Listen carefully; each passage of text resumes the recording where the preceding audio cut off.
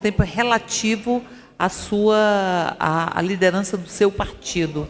Então, portanto, Vossa Excelência será a soma dos dois tempos e falará até este limite. Com a palavra, deputado Vinícius Carvalho. Obrigado, senhora presidente. Eu peço, antes de tudo, senhora presidente, que o nosso pronunciamento faça parte dos meios de comunicações da casa e também na Voz do Brasil. Já dizia o salmista Davi: quando homens maus avançarem contra mim para destruir-me, eles, meus inimigos e meus adversários, é que tropeçarão e cairão. Isso está no livro de Salmos, capítulo 27, versículo 2. Esta passagem bíblica contextualiza de forma clara este momento da história política brasileira em que o candidato do PT, Fernando Haddad, acusa o fundador da Igreja Universal, Bispo Edir Macedo, de ser charlatão, fundamentalista e ter fome de dinheiro. Trata-se de um ataque leviano e um desrespeito, não somente aos mais de 7 milhões de adeptos da Igreja Universal apenas no Brasil, mas a todos os brasileiros católicos e evangélicos que não querem a volta ao poder de um partido político que tem como projeto a destruição dos valores cristãos, como a família, a honra e a decência.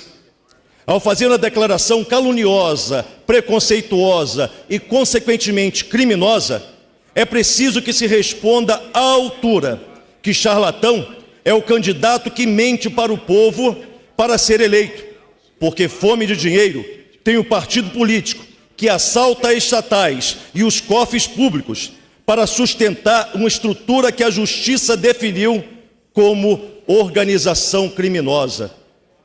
Neste momento, é fundamental que se faça uma reflexão sobre quem de fato tem interesse no dinheiro do povo, quem de fato tem usurpado a confiança das pessoas, promovendo um assistencialismo para que elas fiquem escravizadas por conta de migalhas oferecidas, quando o melhor é ensinar as pessoas a vencer por elas mesmas, depositando a confiança em Deus e nelas próprias. Quantas pessoas, não fosse a fé que aprenderam a exercitar através da Igreja Universal, através do Bispo Macedo, não estariam entregues à própria sorte? No meu caso específico, são mais de 32 anos nessa instituição.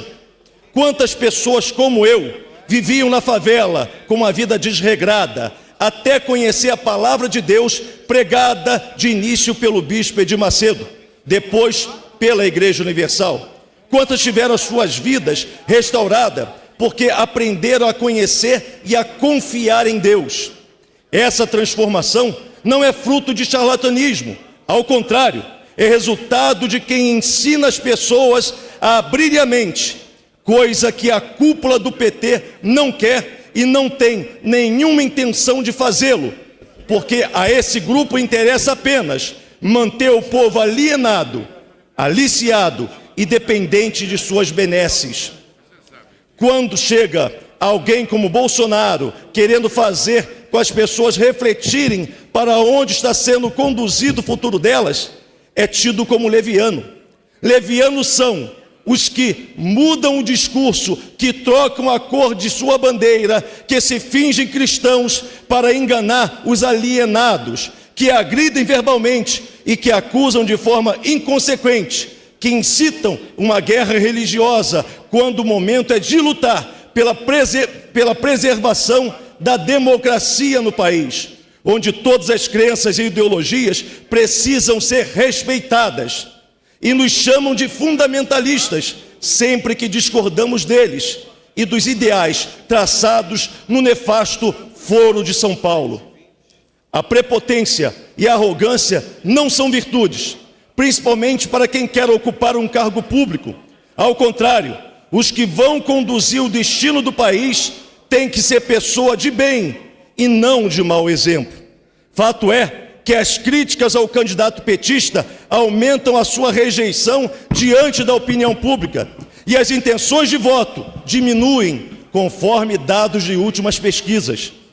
As declarações de Fernando Haddad contra a Igreja Universal soaram negativamente junto à população brasileira, a ponto de provocar um inédito movimento de apoio por parte de lideranças religiosas de diferentes correntes.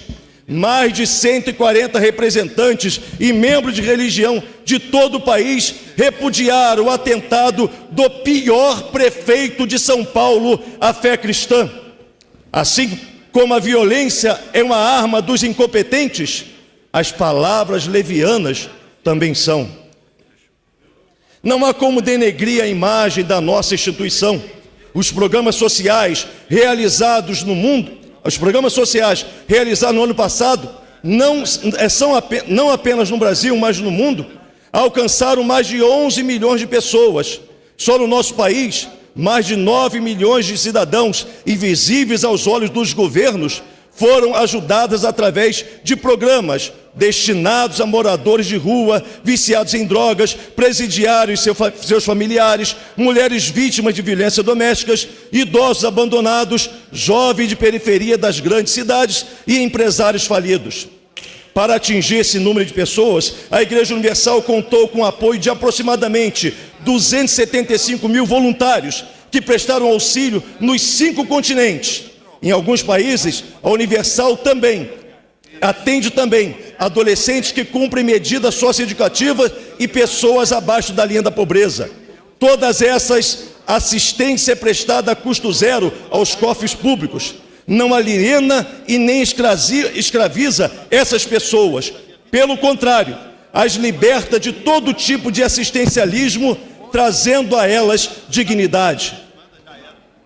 Cabe destacar ainda que quando o bispo Edir Macedo apoiou o Partido dos Trabalhadores e o ex-presidente Lula, antes de todo o escândalo, o da Universal na ocasião foi muito bem aceito.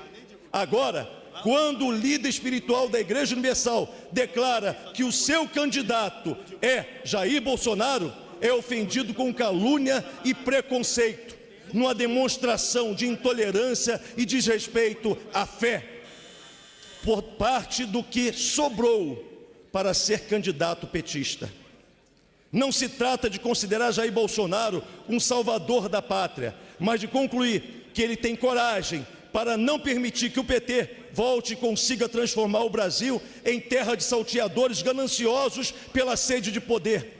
Conclua a destruição das famílias e roube a inocência das crianças. É vergonhoso o candidato à presidência da República, Fernando Haddad, usar de ofensas e mentiras contra o bispo Edir Macedo e a igreja cristã no Brasil.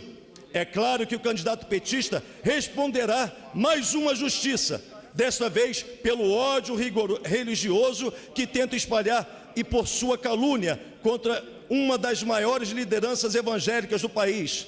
Antes disso, porém, a população brasileira lhe dará nas urnas a resposta à altura. Obrigado, presidente. É o que nós tínhamos para falar. Próximo inscrito, deputado Luiz Couto.